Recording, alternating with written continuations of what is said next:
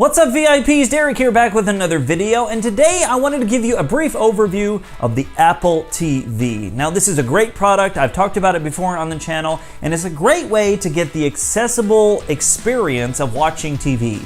Now, just as a preference, it's not perfect, nothing necessarily is perfect, but for me, for my family, we found it to be the best way for all of us to watch TV, and the most accessible way as well. So I wanted to give you a brief overview. Now, before I begin, understand that I'm using the 4th generation, which means I have the Siri remote. Now, 3rd generation won't have this remote, but if you can get it, I would suggest the 4th generation. It's a great remote and has some great features for accessibility. So if you want to take a look at this remote, I'll try to overlay a video where I'm giving you a closer look at it. But basically, it's got a touchpad at the top, which you can swipe on, you can tap, and you can depress all the way for a click. And it's got buttons down here. On the left side of the remote, you have a menu button, a Siri button, which you can hold and search and dictate with, which is a very nice feature. And at the bottom of that row, it's got a play pause button. On the right side, you've got a home button, which takes you back to this screen, which is the home screen, and then you've got volume buttons. So very simple, very easy to use, not a bunch of stuff going on like you have with like cable and satellite remotes would have like 400 buttons. Very simple to use. So let's start here and let's just see where we're at. Netflix, row 1, column 1. So it tells me Netflix is in row 1, column 1. It's a grid, very easy. Rows go horizontally, columns go vertically. So this is all the way to the left and all the way at the top. So then if I go down, YouTube, row 2, column 1. YouTube is in row 2, column 1. So again, all the way to the left and now just down one row. So it helps me figure out where I'm at. Now for me, I don't memorize this grid, I just hop around until I find what I want. Most of the time I'm going to Netflix anyway, so I'm just, if I hit the home button, Netflix, row 1, column 1. it takes me back to the top, all the way to the left, all the way to the top. Now there is a bar up here, if you can see, there's a bar up here that will give you some extra things that are contextual for this top row. So for example, I'm in Netflix, I can swipe up. Recently added, Louis C. K. 2017, 1 of 3. And it will tell me some things. I can go over. Marvel's Iron Fist 2, the BFG, 3 of 3. And listen. Trending now, 13 reasons why. Trending now, and so it tells me something different. So then that's contextual based on this home row. So let's go back home. Netflix, row 1. Takes me to Netflix. So if I go over to say like movies. Column 3.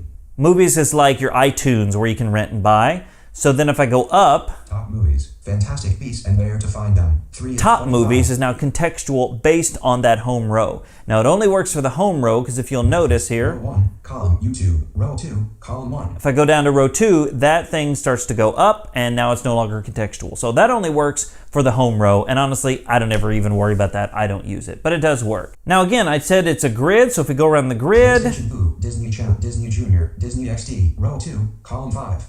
So the way I'm doing that is I'm using that touchpad at the top and I'm simply swiping left and right or up and down. Music, row 1, Disney XD, Discovery Go, recently updated, row 3, column 5. Very simple to use, very easy to get around the grid. It's very native and feels like it's supposed to. So the Apple TV interface, just like an iPhone or an iPad has the grid, same sort of principle here. Now let's go into Netflix for just a second. Now I can't show you movies and TV shows for copyright purposes, but I can show you the app. So let's go into it, and I'm going to get into the app by going to it, Netflix, row 1, column and 1. then depressing the touchpad, and it gives you a click.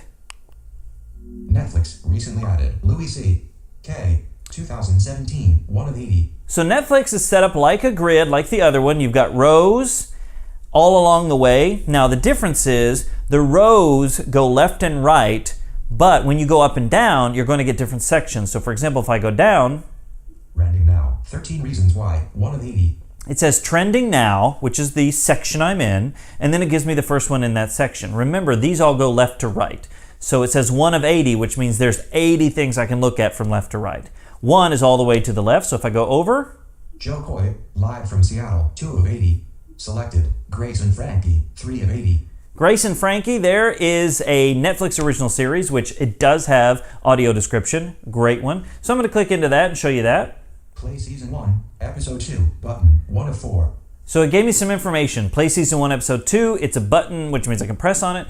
and it's one of 4 because there's 4 things I can look at here. So if I go down, more episodes, remove from my list button. You can add or remove it to your list. Rate this title button. And you can rate that title. So pretty easy stuff in Netflix. All of them are pretty much the same. If you've used Netflix on the iPhone or iPad, you're gonna have a similar experience here. Kudos to Netflix for making things accessible. So now let's go into settings real quick and show you the accessibility features. Settings, row 5, column 2. Go to settings. Settings, general button. It's the first one that says general. We're gonna go under that. General, about. And we're gonna go down. Screen save, appearance, talk, sleep after, accessibility. Accessibility, I depress. Accessibility, media.